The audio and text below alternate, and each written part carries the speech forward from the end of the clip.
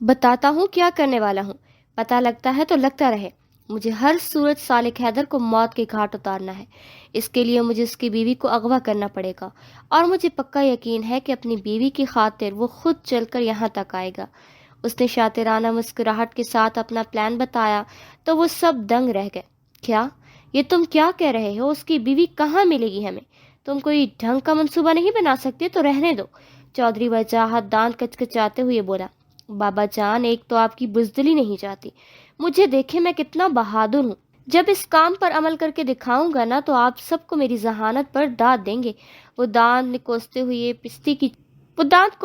پستی کی نچلی سطح پر تھا۔ خیر چودھری صاحب، بزدل تو ہم سبھی ہیں، جبھی مقابلہ کرنے کی بجائے چھپ کر گاؤں سے کوسوں دور بیٹھے ہوئے ہیں نا۔ اس کے ایک آدمی نے ہمت کر کے دل کی بات بیان کی تو چودھری ہاشم آنکھیں نکال کر کھا جانے والی نظروں سے بری طرح گھورنے لگا۔ بکواس بند، ورنہ اسی آگ میں تجھے جھونک دوں گا۔ وہ جھپٹ کر اس کی گردن دباتے ہوئے بولا تو وہ خوفزدہ ہوتے ہوئے بری طرح کھانسنے لگا۔ کچھ دیر اسی طرح اس کی گردن کو اپنی گرفت میں جکڑے رہنے کے بعد جھٹکے سے چھوڑتے ہوئے چودھری ہاشم نے چودھری وجاہت کی سمت دیکھا، جو پرسوچ انداز میں آگ سے نکلتی چنگاریوں کو دیکھ رہا تھا۔ اس کا آدمی کھانس کھانس کر بے حال ہونے کے بعد اب چپ چاپ بیٹھا خود کو کبھی منہ نہ کھولنے کی سرزنش کر رہا تھا۔ جبھی چودھری ہاشم نے اپنا فون اٹھا کر گاؤں میں موجود اپنے 2 آدمیوں میں سے ایک کا نمبر ملایا۔ ہاں، چودھری ہاشم بول رہا ہوں، میری بات غور سے سنو۔ تمہاری محبوبہ یاسمین ہے نا، اس سے ایک نہایت ضروری کام لو۔ ترکیب میں بتاتا ہوں تمہیں، یہ کام آج شام تک ہو جانا چاہیے، سمجھے؟ دوسری جانب سے کال ریسیو ہوتے ہی وہ شروع ہو گیا تھا۔ پوری بات اپنے آدمیوں کو سمجھانے کے بعد اس نے فون رکھتے ہوئے مکروہ سی ہنسی کے ساتھ چودھری وجاہت کو دیکھا تو وہ بھی کچھ پرسکون ہوتے ہوئے بھنا ہوا گوشت کھانے لگا۔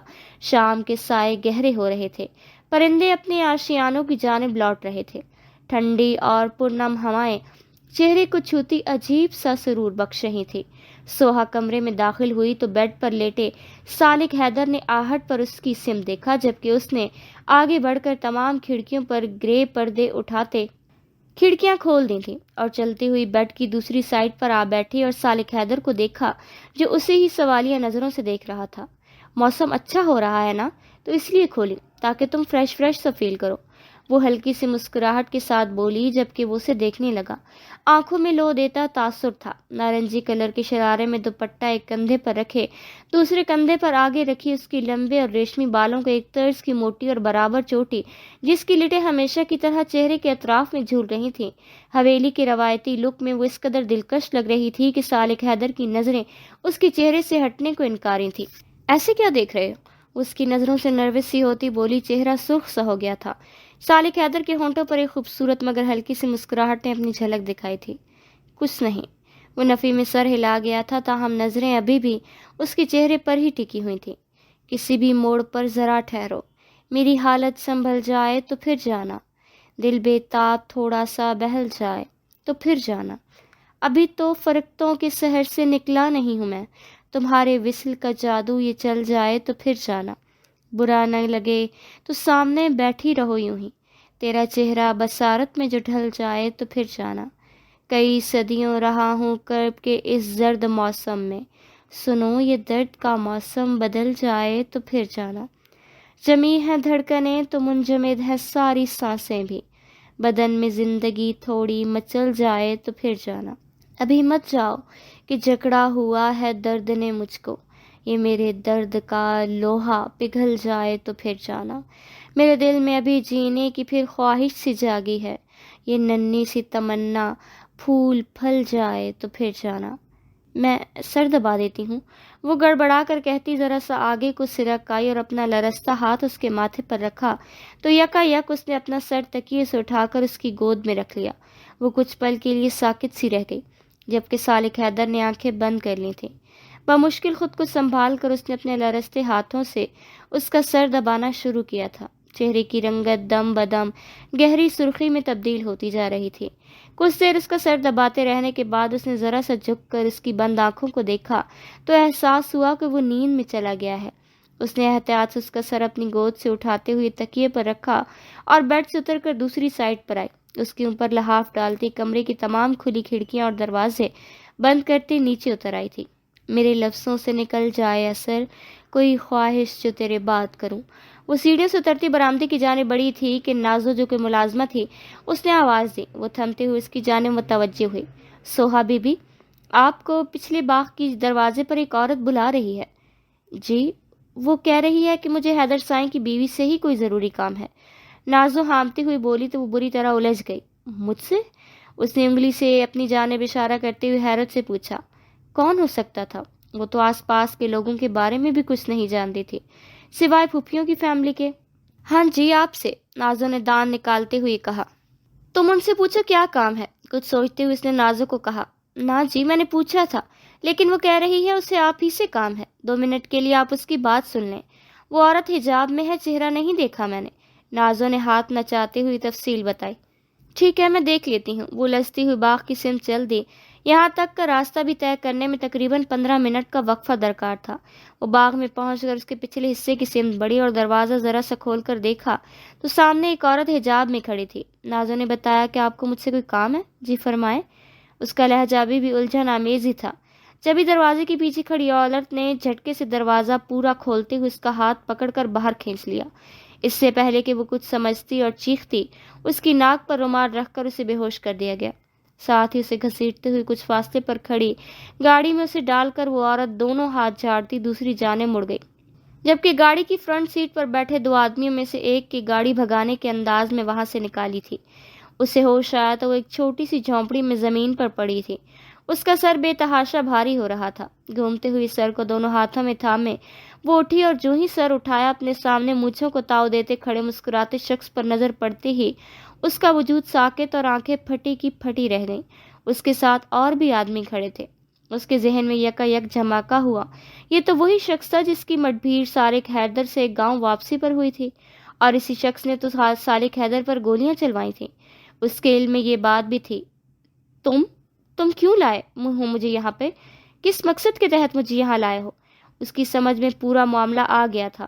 وہ اپنے پھٹتے سر کو سنبھالتی اٹھ کھڑی ہوئی اور ہراساں سی ہوتی چلا کر بولی، اوئے چپ!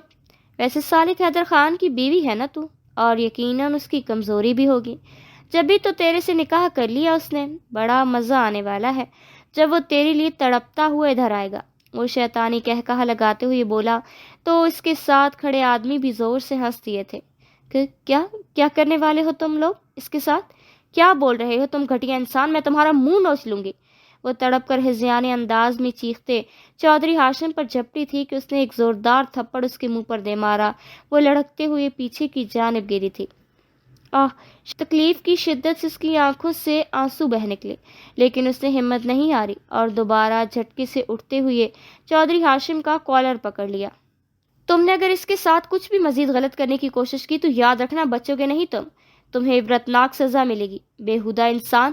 وہ غم و غصے سے پھٹی آواز میں چلائی تو ایک اور زوردار تھپڑ اسے واپس زمین پر گرنے پر مجبور کر دیا۔ چودھری ہاشم نے دانت کچکچاتے ہوئے جارحانہ انداز میں اسے بالوں سے پکڑا تو وہ درد اور کراہیت کے احساس سمیت بلبلا اٹھی۔ کون دے گا عبرتناک سزا مجھے؟ تمہارا شوہر؟ ہاں، آج تو وہ نہیں بچے گا، اس کا خاتمہ یقینی ہے۔ اس کے بال جھٹکے سے چھوڑتے ہوئے وہ اٹھا تو وہ شدت سے رو دی۔ تڑپ تڑپ کر روتے اس نے نفرت سے اسے اور اپنے پاس کھڑے ان آدمیوں کو دیکھا جو اسی شیطانی مسکراہٹ سے اس کی جانب دیکھ رہے تھے۔ اس نے بے اختیار اپنا دوپٹہ درست کیا۔ آنے والے وقت کے متعلق سوچتی اس کی سانسیں رکنے لگی۔ یا اللہ، اسے اپنی حفظ و امان میں رکھنا، میری مدد فرما میرے اللہ، مجھ پر رحم کر میرے مالک۔ وہ دل ہی دل میں دعائیں کرتے پھوٹ کر رو دی۔ چودھری ہاشم اب کسی کو فون ملانے لگا تھا۔ مہروز خان مردان خانے سے اٹھ کر حویلی کے اندر بڑھے۔ ان کے اندر داخل ہوتے ہی لینڈ لائن فون بج اٹھا۔ انہوں نے آگے بڑھ کر فون اٹھا لیا۔ ہیلو، چودھری ہاشم بول رہا ہوں۔ ان کے فون اٹھاتے ہی دوسری جانب سے سنائی دینے والی آواز پر پہلے تو وہ بے یقین ہوئے، دوسرے ہی لمحے ان کا خون کھول اٹھا تھا۔ چودھری ہاشم، تم کہاں چھپ کے بیٹھ گئے ہو تم بزدل انسان؟ فکر نہ کرو، ہمارے آدمی تمہاری ہی تلاش میں ہے۔ ایک بار تم ہاتھ لگ جاؤ، اس کے بعد تمہیں ایسی سزا دیں گے کہ تا قیامت یاد رکھو گے۔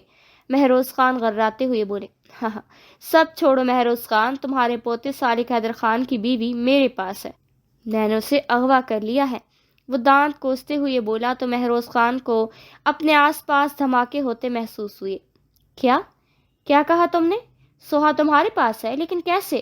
وہ دھاڑتے ہوئے بولے تو ان کی آواز سن کر دھیرے دھیرے سب ان کے پاس جمع ہونے لگے۔ صالح حیدر خان سے بولو، اگر اپنی بیوی کی زندگی چاہتا ہے تو خود چل کر آئے اور اسے بچا لے۔ دوسری طرف سے چودھری ہاشم کی خباثت بھری آواز سن کر جاہو جلال سے مہروز خان کا چہرہ سرخ ہو گیا تھا۔ تم اب اپنی خیر مناؤ چودھری ہاشم، یہ تم نے اچھا نہیں کیا۔ اگر سوہا کو کچھ ہوا تو ہم تمہیں موت کے گھاٹ اتار دیں گے، وہ غصے سے تھرکتے ہوئے بولے۔ سب حیرت سے پاس کھڑے معاملے کو سمجھنے کی کوشش کر رہے تھے۔ صالح حیدر کی آنکھ کھلی تو اس نے کمرے میں ادھر ادھر نظر دوڑائی۔ سوہا کمرے میں موجود نہ تھی۔ وہ بالوں میں ہاتھ پھیرنے لگا کہ یکا یک اس سے مہروز خان کی اونچی آواز سنائی دی۔ وہ حیرت کی زیادتی سے ایک ہاتھ کے سہارے سے اٹھ بیٹھا اور وہ مشکل پاؤں نیچے کرتے بیڈ پر ایک ہاتھ رکھتے اٹھ کھڑا ہوا اور آہستہ قدموں سے چلتے ہوئے دروازے تک پہنچا اور دروازہ کھول کر باہر نکل آیا۔ سیڑھیوں تک پہنچتے اس نے مہروز خان کی بات سمجھنے کی کوشش کی۔ وہ آخر اتنی اونچی آواز میں کس پر چلا رہے تھے؟ مہروز خان نے فون پٹک کر غصے سے سرخ چہرے کے ساتھ چند گہرے سانس لیے۔ ان کا دماغ دہک رہا تھا۔ کیا ہوا سائیں؟ چودھری ہاشم کیا کہہ رہا تھا بتائیں؟ کدھر ہے وہ؟ آپ سوہا کے بارے میں کیا کہہ رہے تھے؟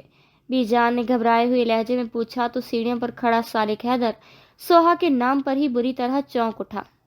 اس بےغیرت چودھری ہاشم کا فون تھا۔ اس نے کہا ہے کہ سوہا اس کے پاس ہے، جگہ بھی بتائی ہے اس نے۔ اس کی زندگی چاہتے ہو تو صالح حیدر کو میرے پاس بھیجو۔ کب گئی سوہا باہر؟ کیا آپ میں سے کسی نے دیکھا اسے؟ وہ غصے سے بارود ہوتے چلا کر بولے، جبکہ صالح حیدر کا گرم خون تو جیسے کنپٹیوں میں ٹھوکریں مارنے لگا تھا۔ بی جان سمیت سب کی چیخیں نکل گئی تھیں۔ بی جان نے روتے کلیجے پر ہاتھ رکھ دیا۔ اسما بیگم بھی بے آواز رونے لگیں۔ سبھی اپنی جگہ پریشان کھڑے تھے۔ یا اللہ، اب کیا ہوگا؟ کچھ کریں سائیں، پتہ نہیں میری بچی کس حال میں ہوگی۔ بی جان اونچی آواز میں روتے ہوئے بولی۔ اسما بیگم تو صدمے سے نڈھال ہی ہو گئی۔ سائیں، وہ نہ ایک عورت باغ کے پچھلے دروازے پر نقاب میں آئی تھی اور سوہا بی بی سے ملنے کا کہہ رہی تھی۔ میں نے ہی آ کر پیغام دیا تھا۔ جی سوہا بی بی کو وہ باغ میں گئی تھی۔ نازو نے بے حد خوف زدہ ہوتی پوری بات بتائی۔ تو نے یہ بات مجھے کیوں نہیں بتائی نازو؟ بی جان اسے ڈپٹتے ہوئے بولی اور سر تھام کر بیٹھ گئی۔ مہروز خان کی پیشانی پر لاتعداد بل پڑ گئے۔ غصے کی شدت سے ان کی پیشانی کی رگیں ابھر آئی تھیں۔ باقی سب اور بھی زیادہ فکر مند ہو گئے تھے۔ دادا سائیں، چودھری ہاشم نے یہ اچھا نہیں کیا، وہ اب نہیں بچے گا دادا سائیں۔ اس کی اتنی جرأت، میں اس کا خون پی جاؤں گا، بمشکل سیڑھیاں اترتے صالح حیدر نے دھاڑتے ہوئے کہا۔ غیظ و غضب سے اس کا تنفس بے ترتیب سا تھا۔ چہرے کا رنگ خطرناک حد تک سرخ ہو گیا تھا۔ اس نے دائیں ہاتھ کی مٹھی بھینچ لی تھی۔ اسے سیڑھیاں اترتے دیکھ معاذ نے آگے بڑھ کر باقی کی سیڑھیاں اترنے میں اس کی مدد کی۔ میں جاؤں گا دادا سائیں، اور پلیز مجھے مت روکیے۔ چودھری ہاشم آج نہیں بچے گا۔ بہت دے لی اس کو رعایت، اب اور نہیں، وہ زخمی شیر کی مانند غراتے ہوئے بولا۔ اس کے جانے کا سن کر سب بے یقینی سے اسے دیکھنے لگے۔ کوئی ضرورت نہیں ہے تمہیں جانے کی حیدر، مہروز خان نے سختی سے کہا۔ عباس خان بھی اس کی حالت کے پیش نظر اس کے وہاں سے جانے کا سن کر سخت تشویش زدہ ہو گئے تھے۔ نہیں حیدر، کسی صورت نہیں، تم اپنی حالت دیکھو۔ تو کیسے جائے گا وہاں؟ معاذ وغیرہ جائیں گے، لیکن تو نہیں جا سکتا، ہرگز نہیں۔ بی جان تیزی سے اٹھ کر اس کے قریب آتی اس کے شانے پر ہاتھ رکھ کر ملتجیانہ انداز میں بولی تو رخسار بیگم نے ان کی تائید کی۔ لیکن وہ صالح حیدر تھا، اپنی ضد کا پکا اور اپنے فیصلے سے ایک انچ بھی پیچھے نہ ہٹنے والا انسان۔ نہیں دادا سائیں، مجھے سوہا کو ہر صورت وہاں سے لانا ہی ہے، اور میں ہی جاؤں گا۔ مزید دیر نہیں کر سکتا میں، مجھے جانا ہی ہوگا۔ فکر نہ کریں، ان سب کو آپ تک پہنچانے میں مجھے کچھ آدمیوں کی ضرورت تو پڑے گی، سو لے کر جاؤں گا۔ اس نے جلتے دل و دماغ کے ساتھ مہروز خان سے کہا اور باہر کی جانب قدم بڑھائے، لیکن مہروز خان سمیت سب کی تسلی ابھی بھی نہ ہوئی۔ وہ بائیں پیر کے سہارے چلتا اور دائیں پیر جو کہ اب ذرا حرکت کرنے کے قابل تھا اسے گھسیٹتا گاڑی میں آ بیٹھا۔ مہروز خان نے ڈرائیور کو چودھری ہاشم کی فون پر بتائی جگہ بتائی۔ ڈرائیور کے نشست سنبھالنے پر فوری طور پر اسے گاڑی آگے بڑھانے کو کہا۔ پیچھے اس کے آدمیوں کی گاڑیاں موجود تھیں۔ گاڑیاں گیٹ سے نکلنے کے بعد مہروز خان نے معاذ اور یوسف وغیرہ کو بھی اس کے پیچھے جانے کا حکم دیا تو وہ فوراً حکم کی تعمیل میں گاڑی لے کر حویلی سے باہر نکل گئے۔ چودھری ہاشم نے فون کاٹ کر سوہا کو دیکھا تو وہ جو اسے روتے ہوئے نفرت سے دیکھ رہی تھی، اس کے رونے میں مزید شدت آ گئی۔ آئے ہائے، کیا راستہ نکالا ہے میں نے اپنا بدلہ لینے کا، کیا دماغ پایا ہے میں نے۔ اب دیکھنا بابا جان، صالح حیدر اپنی جان کو بچانے خود آئے گا، وہ وجاہت چودھری سے کہتا کہا لگا کر ہنس پڑا، جبکہ وجاہت چودھری اب تھوڑا فکر مند نظر آنے لگا تھا۔ خوف کے مارے سوہا کا دل تھمنے لگا۔ تو نے غلطی کی ہے ہاشم، وہ اپنے آدمیوں کے ساتھ آ رہا ہوگا اور پھر ہم میں سے کوئی نہیں بچے گا. تو نے ہماری شامت کو خود آواز دی ہے. چودھری وجاہت فکر مندی سے کہتا ادھر سے ادھر چکر کاٹنے لگا. ارے بابا جان، ہمارے آدمی بھی تو موجود ہے نا. اپنی بزدلی کو پرے کر کے ذرا عقل سے کام لے. اس نے چودھری وجاہت سے استہزائی انداز میں کہا اور اپنے آدمیوں کی جانب دیکھا جو کافی سہمے ہوئے لگ رہے تھے. اوئے، تم لوگوں کو کیا ہوا؟ یہ منہ کیوں لٹکا رکھا ہے؟ وہ غصے سے چلاتے ہوئے بولا. ہم میں سے کوئی بھی نہیں بچے گا اب، یہ میں یقین سے کہہ سکتا ہوں. معافی چودھری جی، لیکن ہم آپ کا ساتھ نہیں دے سکتے. اس کے ایک آدمی نے خوف سے تھر تھراتے ہوئے کہا تو چودھری ہاشم کی آنکھیں غصے سے ابل اٹھی. اس سے پہلے کہ وہ کچھ کہتا وہ سبھی برگرفتاری سے بھاگنے اس کی نظروں سے اوجھل ہو گیا. چودھری وجاہت اور چودھری ہاشم نے ان کے پیچھے دوڑ لگا دی مگر وہ گاڑی کے ساتھ فرار ہو گئے تھے. غدار کہیں کے، ان کو تو میں دیکھ لوں گا. چودھری ہاشم چلا اٹھا. ملک وجاہت کچھ اور بھی بوکھلا اٹھا تھا. سوہا کے ہونٹوں پر ایک استہزائیہ مسکان آ گئی. تقریباً آدھے گھنٹے کا سفر طے کرنے کے بعد گاڑیاں چودھری ہاشم کے بتائے ہوئے ٹھکانے کے قریب اتریں. وہ ایک سنسان علاقہ تھا. اندر جانے کے لیے ایک لمبی گلی تھی. اس گلی سے نکلنے کے بعد ایک چٹیل میدان تھا. گاڑیاں گلی کے راستے سے ہوتے ہوئے میدان میں آ رکی. سالک حیدر گاڑی کا دروازہ کھول کر اترا. سوہا، سوہا! اس کی اونچی آواز اس ویران جگہ پر گونج اٹھی. وہ جو رونے میں مصروف تھی سالک حیدر کی آواز پر برگرفتاری سے اٹھ کھڑی ہوئی اور بھاگتے ہوئے جو ہی جھونپڑی سے نکلی چودھری ہاشم نے جھپٹ کر اسے پکڑتے ہوئے اس کی کنپٹی پر ریوالور رکھ دیا. خوف کی شدت سے وہ چیخ اٹھی تھی. چیخوں کی آواز پر سالک حیدر بمشکل تیز قدم اٹھانے کی کوشش کرتا اپنے آدمیوں کے ہمراہ جھونپڑی کے بالکل سامنے آ گیا تھا. سامنے کا منظر دیکھ کر اس کا خون جیسے ابل اٹھا. چودھری ہاشم، چھوڑ دو اسے، اگر اسے کچھ ہوا تو بہت برا ہو جائے گا. اس کی آنکھوں میں گویا خون اتر آیا. آواز میں شیر کی سی غراہٹ اتر آئی. سوہا اسے بے ساختہ ہی روتی چلی گئی. چودھری وجاہت بھاگنے کی کوشش میں تھا کہ سالے کے کچھ آدمیوں نے اس کی اس کوشش کو ناکام بنا دیا. اسی اثنا میں معاذ اور یوسف بھی پہنچ چکے تھے. وہ گاڑی سے اتر کر بھاگنے ہوئے اس جانب آئے تھے. او شہزادے، تمہارے اندر اتنی ہمت ہے کہ تم مجھے مار سکو؟ کوئی آگے مت بڑھنا ورنہ سب مارے جاؤ گے، چودھری ہاشم للکارنے والے انداز میں بولا. معاذ نے باقی بندوں کو اشارہ کیا تو انہوں نے چودھری ہاشم کی پشت پر جا کر کمال مہارت سے ریوالور اچک لیا اور اسے اپنی گرفت میں جکڑ لیا. وہ تو جیسے پاگل ہو اٹھا تھا. سوہا! سالک حیدر نے اسے دیکھتے ہی بے تابی سے پکارا. سوہا نے سامنے کھڑے سالک حیدر کو دیکھا تھا. وہ اس حالت میں صرف اس کے لیے یہاں تک آیا تھا. وہ صحیح معنوں میں آج اس کی محبت کے آگے اپنا سب کچھ ہار گئی تھی. پچھلے 1.5 مہینوں میں وہ جس ادھیڑ بن کر شکار تھی اس کی ڈور بالآخر آج اس کے ہاتھوں میں آ ہی گئی تھی. حیدر! اس کے لبوں سے یہ نام ٹوٹ کر بکھرا اور سالک حیدر کو دیکھتی اس کی آنکھیں پھر سے پانیوں سے بھر گئیں. بے ساختہ دوڑتی ہوئی اس کے سینے سے آ لگی اور بے تحاشا رونے لگی. سالک حیدر نے جیسے سکون کا گہرا سانس لیتے اس کے بالوں پر رب رکھ دیے ہوں. معاذ اور یوسف اسے ٹھیک دیکھ کر پرسکون ہو گئے. کچھ دیر اسے اس طرح اپنے ساتھ لگائے وہ کھڑا رہا تھا. وہ اس کے گرد حصار باندھے اس سے لگی سسک رہی تھی. سالک حیدر نے اسے خود سے الگ کرتے ہوئے اس کا سرخ چہرہ دیکھا تو بے تحاشا سرخ آنکھوں کے سامنے کھڑے ہاشم چودھری کو دیکھا جو اس کے آدمیوں کی گرفت میں جھٹپٹا رہا تھا. یہی حال چودھری وجاہت کا بھی تھا. وہ چلتا ہوا چودھری ہاشم کے سامنے آ کھڑا ہوا. چودھری ہاشم دان کچکچاتے ہوئے اسے دیکھ رہا تھا اور اپنے بائیں ہاتھ کا مکہ اس کے چہرے پر اتنی زور سے مارا کہ وہ دوہرا ہو گیا تھا. معاذ اور یوسف بھی ہاتھ باندھے کھڑے چودھری ہاشم کی درگت بنتی دیکھ رہے تھے. بائیں پاؤں کی زوردار لات اس نے چودھری ہاشم کے پیٹ پر دے ماری. ساتھ ہی ایک اور زوردار پنچ اس کے منہ پر مارا تھا. چودھری ہاشم کا منہ خون سے بھر گیا تھا. سوہا نے خوف کے مارے اپنا چہرہ ہاتھوں میں چھپا لیا. چودھری وجاہت بھی دانتوں پر دانت جمائے بیٹے کو ذلیل ہوتے دیکھ رہا تھا. اس حالت میں بھی اتنی ہمت ہے کہ تمہارا منہ توڑ سکوں؟ کتے! اس نے غراتے ہوئے اس کے کالر کو پکڑ کر جھٹکا دیا اور اپنے آدمی کو ان دونوں کو مہروز خان کے حوالے کرنے کا کہتا خود سوہا کے ساتھ چلتا ہوا گاڑی میں آ بیٹھا تھا. گاڑی کی پچھلی سیٹ پر بیٹھا تو وہ بھی اس کے ساتھ ہی بیٹھ گئی. ہمارے قافلے کا ہر گھڑی منظر بدلتا ہے، کبھی رہزن بدلتا ہے، کبھی رہبر بدلتا ہے. وہ حویلی میں داخل ہوئے تو ان کے انتظار میں بیٹھے ہوئی سب نے انہیں ہاتھوں ہاتھ لیا. مہروز خان سمیت باقی مرد حضرات تو باہر مردان خانے میں ہی انتظار کر رہے تھے. معاذ نے سب کو تفصیلات سے آگاہ کیا. سوہا نے بی جان اور اسما بیگم کو تسلی کی تھی. سالک حیدر تھوڑا تھک سا گیا تھا، اس لیے مہروز خان نے شاہ زیب سے کہا کہ اسے اوپر اس کے کمرے میں لے جائے. سوہا کی نظریں گاہے بگاہے اسی پر جا رہی تھی. وہ اس کے لیے رات کا کھانا لے آئی. وہ اب بھی ہلکی پھلکی ہی غذا لیتا تھا۔ اسے کھانا اور دوائیاں کھلا کر فارغ ہونے کے بعد اس نے اسے لیٹنے میں مدد کے ساتھ ہی اس پر لحاظ درست کیا اور ٹرے لیے خود نیچے چلی آئی۔ خود ڈنر کر کے جب وہ کمرے میں آئی تو صالح حیدر گہری نیند کی آغوش میں تھا۔ وہ دروازہ اور کمرے کی لائٹ بند کر کے نائٹ بلب آن کرتی بیڈ پر آ بیٹھی۔ اس کی نظریں صالح حیدر کے چہرے پر تھی۔ کچھ دیر اسے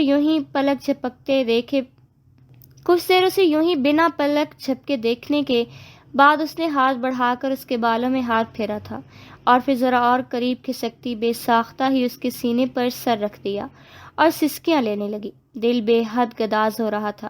اس کی سسکیوں کی آواز پر صالح حیدر کی آنکھ کھل گئی تھی۔ کچھ پل ناسمجھی کی کیفیت میں وہ کمرے کی چھت کو دیکھتا رہا، پھر اپنے سینے پر سر رکھے لیٹی سوہا کو سسکیاں بھرتے دیکھا۔ حیرت کی زیادتی سے اس نے اس کے بالوں میں ہاتھ پھیرا۔ سوہا، اس نے اسے آواز دیتے اس کا چہرہ اوپر کیا جبکہ وہ ہنوز سوں سوں کر رہی تھی۔ صالح حیدر گہرا سانس بھرتے ہوئے اس کے گرد اپنے بائیں بازو کا حصار بنا گیا۔ میں جانتا ہوں سوہا کہ میں نے تمہیں بے حد دکھ دیے ہیں، اتنے دکھ کہ جن کا ازالہ ممکن نہیں۔ میری زندگی کے ان بدترین دنوں میں تم نے میری جس طرح خدمت کی ہے اور کر رہی ہو، کبھی کبھی میں اللہ کا شکر بجا لاتا ہوں کہ میری آخر ایسی کون سی نیکی تھی کہ جس کے بدلے تم مجھے ملی ہو۔ میں کبھی کبھی تم پر ان حالات میں بھی روڈ ہوا ہوں۔ میری وجہ سے تمہیں جتنی بھی تکلیفیں پہنچی ہیں، ان سب کے لیے ایک بار پھر میں تم سے معافی مانگتا ہوں۔ اگر ہو سکے تو اپنے ضعف کو وسیع کر کے مجھے معاف کر دو پلیز، اس نے آزردہ اور ندامت بھرے لہجے میں کہا۔ معاف تو میں نے آپ کو 1.5 مہینے پہلے ہی کر دیا تھا۔ مجھے آپ سے شکوے نہیں ہیں حیدر سائیں، وہ بھیگی آواز میں بولی جبکہ وہ انداز تخاطب پر چونکا تھا۔ وہ تم سے آپ کے درجے پر فائز ہو چکا تھا اور صالح حیدر سے حیدر سائیں کے درجے پر۔ بے ساختہ ایک خوبصورت مسکراہٹ صالح کے لبوں پر آ گئی۔ اچھا بتاؤ، مجھے کیسے پتہ لگے گا کہ مجھے تم نے معاف کر دیا ہے؟ اس نے اسے لو دیتی نظروں سے دیکھتے ہوئے پوچھا تو سوہا کو یکا یک اپنی پوزیشن کا احساس ہوا۔ وہ لمحوں میں ہی سرخ ہوئی تھی، چہرہ حجاب آلود سا ہو گیا تھا۔ اس نے بے ساختہ صالح حیدر کے حصار کو ہٹاتے ہوئے دور ہٹنا چاہا تو صالح حیدر نے اس کی کمر پر اپنے ہاتھوں کی گرفت مضبوط کر لی۔ پلیز، وہ منمنائی تھی، سانسیں بے ترتیب سی ہو گئی تھی۔ ایسا محسوس ہو رہا تھا کہ دل پسلیوں سے باہر نکل آئے گا، اور دانستہ اس کی طرف دیکھنے سے گریز کیا۔ صالح حیدر کی پرشوق اور استحقاق آمیز نظریں اس کے چہرے کا طواف کر رہی تھیں۔ مسز، بتاؤ گی تو ہی پتہ لگے گا نا، ایسے تو میں نہیں چھوڑ رہا۔ پھر وہ مسکراہٹ ہونٹوں کے گوشوں میں دباتا اس کے شرمائے گھبرائے سراپے کو دیکھتا بولا۔ ذرا سا اٹھنے کے باعث اس کا چہرہ اس پل صالح حیدر کے چہرے کے بے حد قریب تھا، اتنا کہ ان دونوں کی ناک آپس میں مس ہو رہی تھی، جبکہ وہ شرم سے سمٹتے ہوئے لمبی پلکوں کی باڑ جھکا گئی۔ ادھر دیکھیں، پھر بتاتی ہوں، وہ اس کے چہرے کا رخ دوسری جانب کرتی لرزتے لہجے میں بولی۔ شرم سے برا حال تھا جبکہ وہ واپس چہرہ سیدھا کر گیا اور مسکراتی نظریں اس پر جما دی۔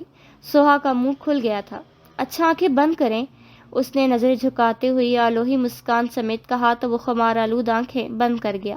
کچھ دیر تذبذب میں پڑتے ہوئے اس نے آہستگی سے اپنا چہرہ ذرا سا اچکاتے ہوئے صالح حیدر کی کشادہ پیشانی پر اپنے لب رکھ دیے تھے، ساتھ ہی فوراً اس کے سینے پر سر رکھ دیا۔ صالح حیدر کچھ پل آنکھیں بند کیے اس کے محصور کن لمس کو محسوس کرتا رہا۔ نوازش، اس نے گھمبیر اور جذبوں سے چور لہجے میں کہتے اس کی پیشانی چوم لی تھی۔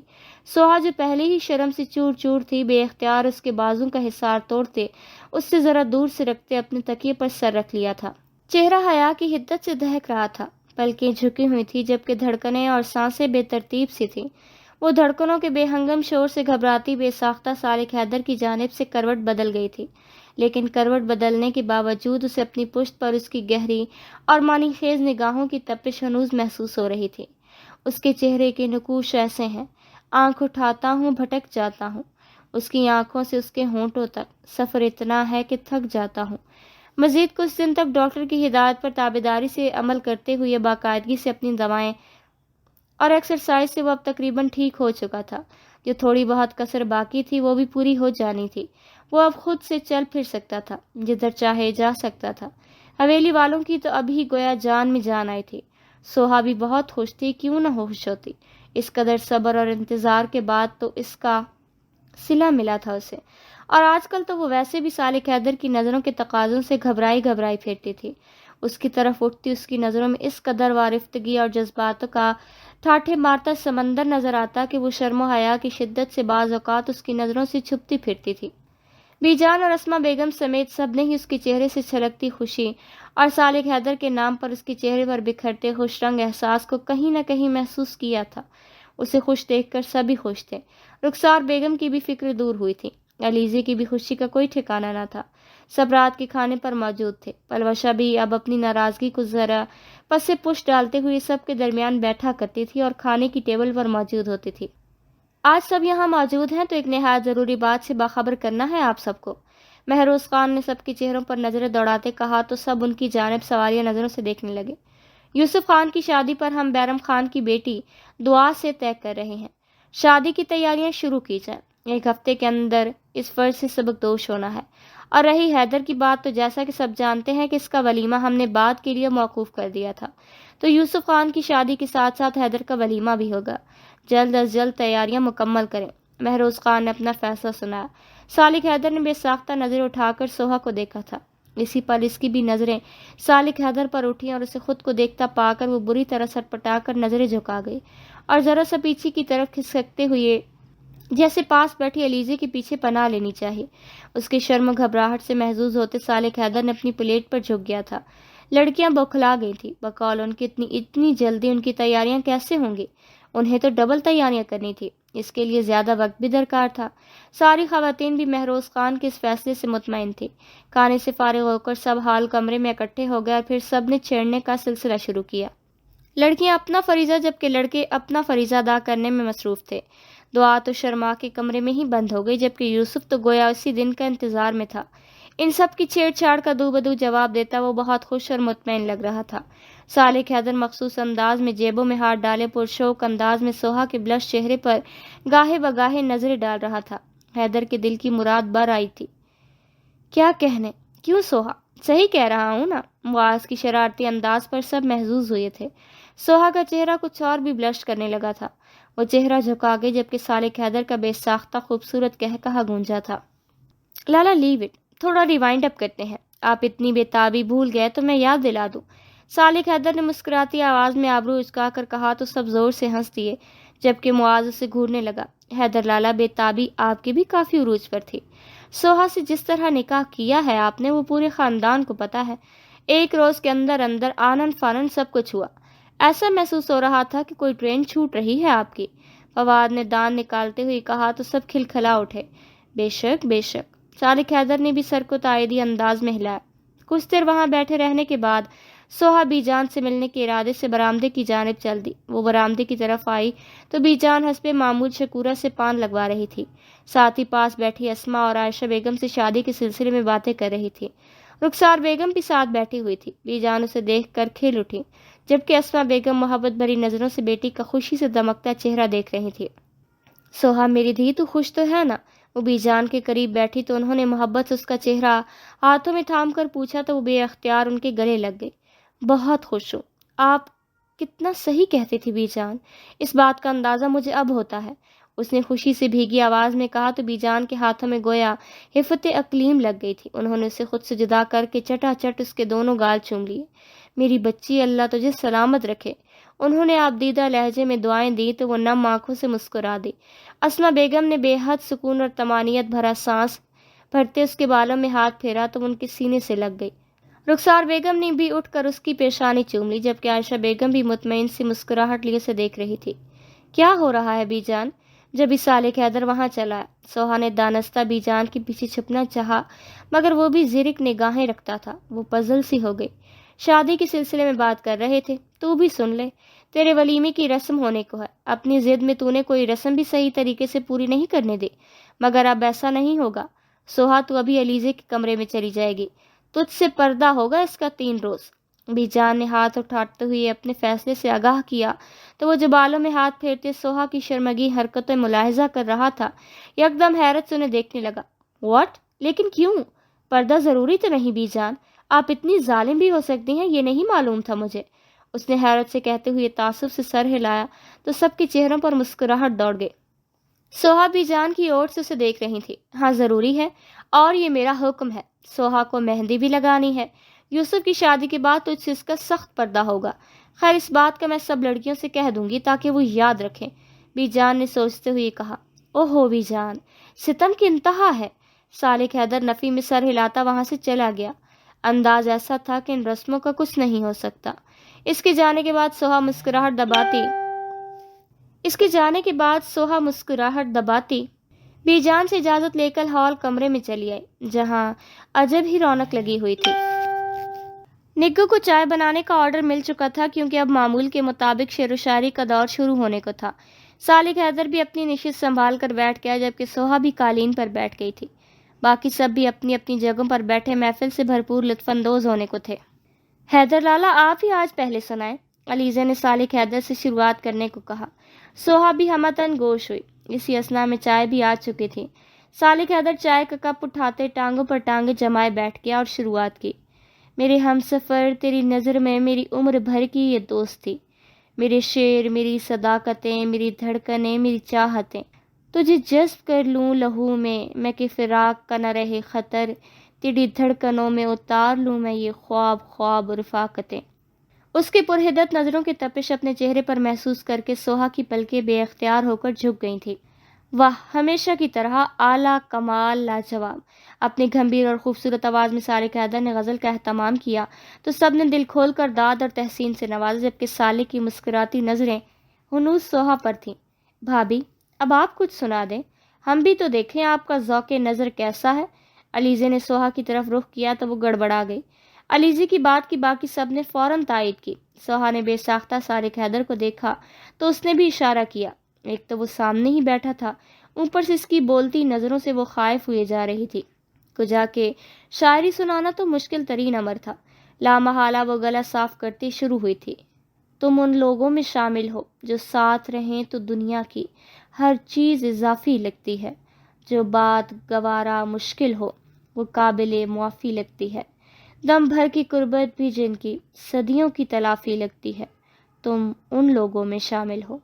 گاہے گاہے صالح حیدر پر نظریں ڈالتے ہوئے اس نے ٹھہر ٹھہر کر اپنی غزل پیش کی تو حال کمرہ تالیوں سے گونج اٹھا، جبکہ صالح حیدر نے سینے پر ہاتھ رکھتے ہوئے ہلکا سا سر خم کیا تھا۔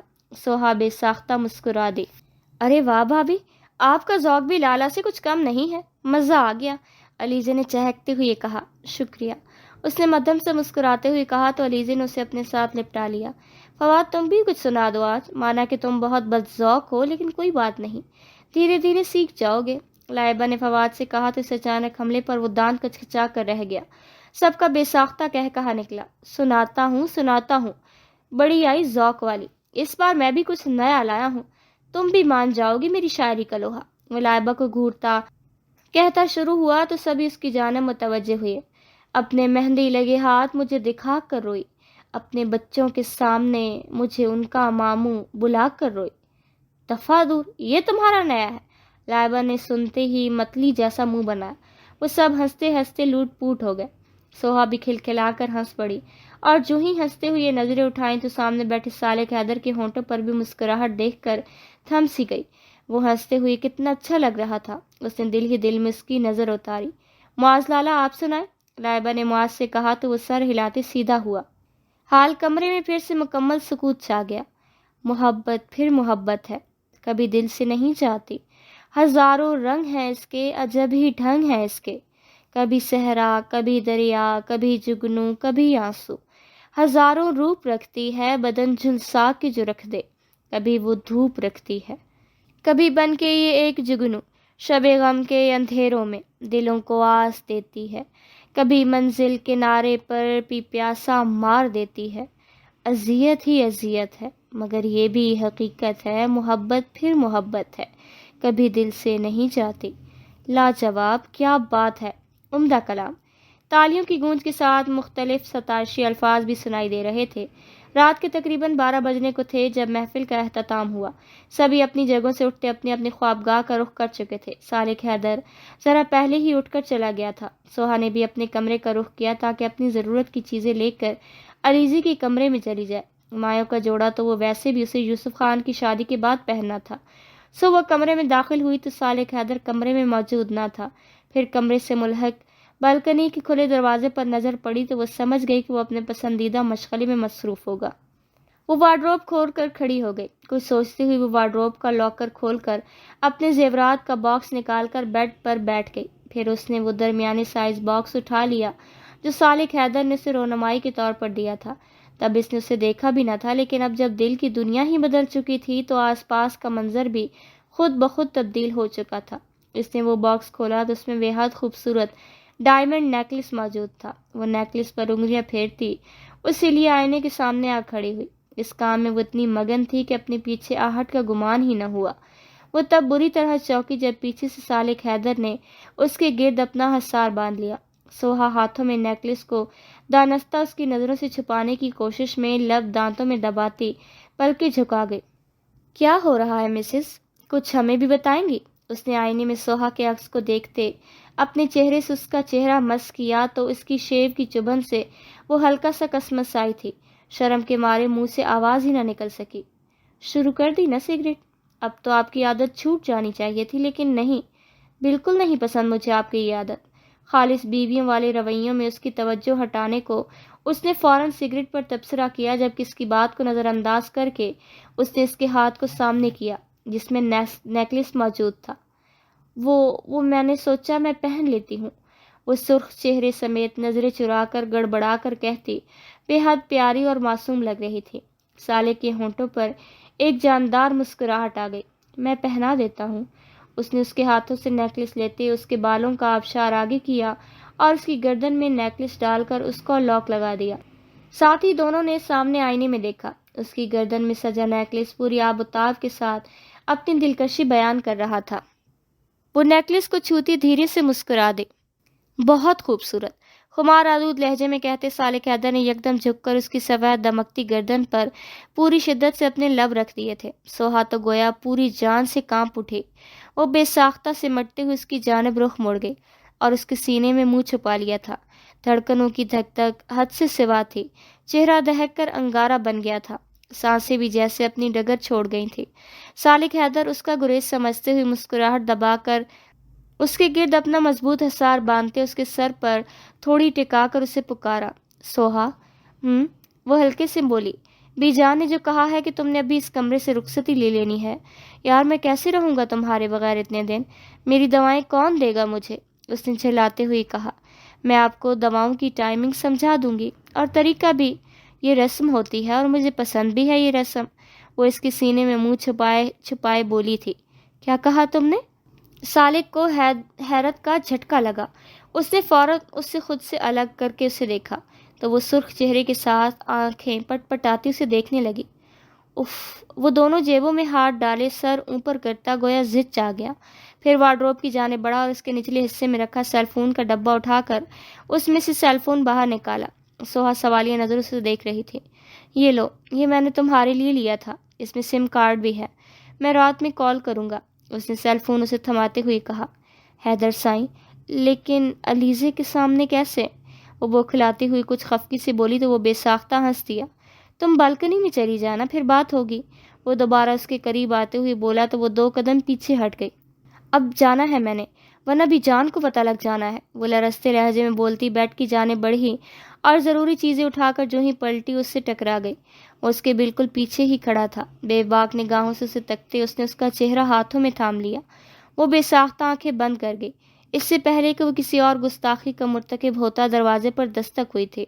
سوہا چونکتے ہوئی پیچھے ہوئی اور دھڑکنیں قابو میں کرنے لگی۔ اندر آنے والی علیزے تھی، وہ آتے ہی شروع ہو گئی تھی، بھابھی جلدی کریں، آپ ولیمے تک میرے ہی کمرے میں قیام پذیر رہیں گی، اور لالا آپ بھی سن لیں کہ آپ کا ان سے پردہ ہوگا۔ علیزے نے صالح حیدر کو تنبیہ کی تو وہ اسے گھورنے لگا، جبکہ سوہا ہنسی ضبط کر گئی تھی۔ علیزے اس کا ہاتھ پکڑ کر اسے کمرے سے باہر لے گئی۔ ظالم سماج، صالح حیدر نے زیر لب بڑبڑاتے ہوئی لائٹ آف کرتا بیڈ پر آ گیا تھا۔ وہ علیزے کے ساتھ لیٹی کچھ دیر ادھر ادھر کی باتیں کرتی رہی۔ علیزے نے اس سے نیکلس کا پوچھا تو اس نے رونمائی کے تحفے کا بتا دیا۔ علیزے بے طرح خوش ہو گئی، وہ بہت ملنسار اور ہنسمکھ لڑکی تھی۔ کچھ دیر باتیں کرنے کے بعد علیزے سو گئی تو وہ سیل فون لیے کمرے سے ملحق بالکنی میں آ کر چیئر پر بیٹھ گئی۔ اسی اثنا میں سیل فون بج اٹھا۔ ایسا لگتا تھا صالح حیدر اس کے پل پل سے باخبر ہے۔ اس نے فون ریسیو کر کے کان سے لگایا۔ ہیلو، اس نے ہلکی سی آواز میں کہا۔ یار سوہا، بجائے اپنے شوہر کا ساتھ دینے کے تم اس ظالم سماج کے ساتھ مل گئی۔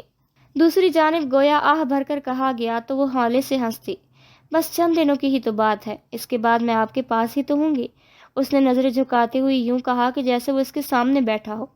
انشاءاللہ، صالح حیدر نے جذب سے کہتے آنکھیں بند کی۔ میں تمہارے لیے کچھ عرض کرتا ہوں، سننا چاہو گی؟ اس نے آنکھیں بند کیے ہی اس سے پوچھا۔ ہاں سنائے، وہ کہتی چیئر پر پاؤں ٹکا کے بیٹھ گئی۔ دوسری جانب سے اس کی گمبھیر آواز گونجی۔ قسم لے لو تمہارے بعد کسی کا خواب دیکھا ہو، کسی کو ہم نے چاہا ہو، کسی کو ہم نے سوچا ہو، کسی کی آرزو کی ہو، کسی کی جستجو کی ہو، کسی کی راہ دیکھی ہو یا کسی کا قرب مانگا ہو، کسی کو ساتھ رکھا ہو، کسی سے آس رکھی ہو، کوئی امید باندھی ہو، کوئی دل میں تارا ہو، کوئی تم سے بھی پیارا ہو، کوئی دل میں بسایا ہو، کوئی اپنا بنایا ہو، کوئی روٹھا ہو تو منایا ہو، دسمبر کی کسی رت میں کسی کا ہجر جھیلا ہو، کسی کی یاد کا موسم میرے آنگن میں کھلا ہو، کسی سے بات کرنی ہو کبھی یہ ہونٹ ترسے ہوں، کسی کی بے وفائی پر کبھی یہ نین برسے ہوں، کبھی راتوں کو اٹھ اٹھ کر تیرے دکھ میں نہ روئے ہوں۔ قسم لے لو تمہارے بعد ہم ایک پل بھی سوئے ہوں، قسم لے لو کبھی جگنو، کبھی تارا، کبھی مہتاب دیکھا ہو، قسم لے لو تمہارے بعد کسی کا خواب دیکھا ہو۔ اور مجھ سے پہلے؟ غزل ختم ہوئی تو وہ جو شرمگی مسکراہٹ کے ساتھ غزل سن رہی تھی شرارت سے بولی تو اس کی بات پر صالح حیدر کا کہا بے ساختہ تھا۔ مجھ پر شک کر رہی ہو مسز؟ وہ مسکراتی آواز میں بولا تو وہ بھی ہنس دی۔ تھوڑی دیر اس سے باتیں کرنے کے بعد وہ کمرے میں آ کر بستر پر لیٹ گئی۔ کچھ دیر آنے والے خوشگوار حالات کے بارے میں سوچتی وہ نیند کی گہری وادیوں میں اتر گئی تھی۔ دن رات ایک کر کے شادی کی شاپنگ اور ساتھ ساتھ اپنی بھی شاپنگ خواتین اور لڑکیوں نے کی تھی۔ بی جان نے دعا کی کہ شادی اور ولیمے کا سوہا کے لیے بھی ولیمے کا ڈریس خرید لیا تھا، ساتھ ہی یوسف اور صالح حیدر کے لیے بھی شاپنگ مکمل کر لی گئی تھی، جبکہ سوہا نے یوسف کی شادی کے لیے بھی خریداریاں کر لی تھیں۔